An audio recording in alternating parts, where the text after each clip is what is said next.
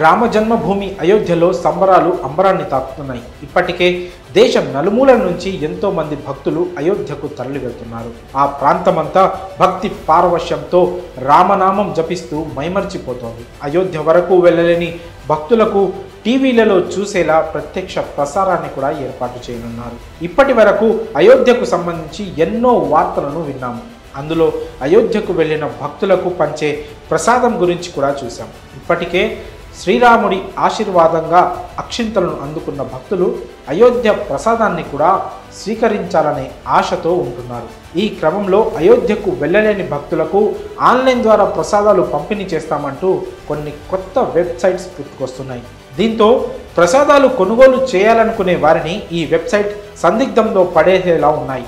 ఆన్లైన్లో ప్రసాదాలు కొనుగోలు చేయాలి అనుకునేవారు కాస్త జాగ్రత్త వహించాలని రామమందిర నిర్మాణ ట్రస్ట్ తెలియజేసింది. ఎందుకంటే ఇంతవరకు ఆన్లైన్ ప్రసాదాల పంపిణీ గురించి ఎటువంటి ప్రకటన తాము చేయలేదని పేర్కొంది.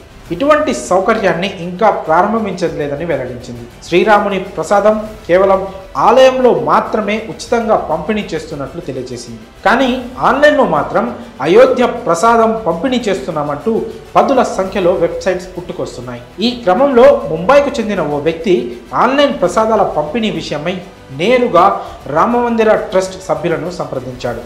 అప్పుడు అసలు విషయం బయటపడింది. అతడు ఆన్లైన్లో తీసుకున్న ప్రసాదాన్ని అక్కడకు తీసుకొని వెళ్ళాడు. కానీ భద్రతా కారణాల దృష్ట్యా అతని ప్రసాదాన్ని సెక్యూరిటీ చెక్ పాయింట్ వద్ద ఆపారు. ఆ తర్వాత రామమందిర సమీపంలోని ట్రస్ట్ క్యాంపు కార్యాలయంలో ఉన్న సిబ్బంది 10 ప్యాకెట్ల యాలకులు ఆ వ్యక్తికి ఇచ్చారు. ఆ ప్రసాదంలో యాలకులు కలిపి భక్తులకు పంచాలని కోరారు. అయితే ఈ విషయమై trust camp incharge Prakash Gupta మాట్లాడుతూ రామమందిర ట్రస్ట్ స్వచ్ఛంద సంస్థ. ఈ మందిర ప్రాంగణంలో మాత్రమే ప్రసాదం లభిస్తుంది. ఈ ప్రసాదం కోసం భక్తుల నుంచి ఎలాంటి సొమ్ము తీసుకోవడం లేదు. భక్తులు అప్రమత్తంగా ఉండాలి. ఆన్లైన్లో ప్రసాదం పంపిణీ చేసే విషయమై ట్రస్ట్ ఇంకా ఎవరిని ఆదేశించలేదు అని తెలియజేశారు. కాగా సామాజిక మాధ్యమాలలో వివిధ వెబ్సైట్ నుంచి రామమందిరం ప్రసాదం ఉచిత హోమ్ డెలివరీ అని చెప్తున్నారు. మరి కొంతమంది దీనికి కొంత అమౌంట్ కూడా ఛార్జ్ చేస్తున్నారు.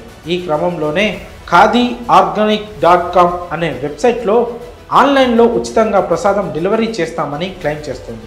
కానీ రామమందిర ట్రస్ట్ సభ్యులు మాత్రం అధికారికంగా ఎటువంటి ప్రకటన ఇవ్వలేదు. కాబట్టి ఆన్లైన్లో ప్రసాదాలు కొనుగోలు చేయాలి అనుకునేవారు కాస్త జాగ్రత్త వహించండి. మరి ఈ విషయంలో మీ అభిప్రాయాలను కామెంట్స్ రూపంలో తెలియజేయండి.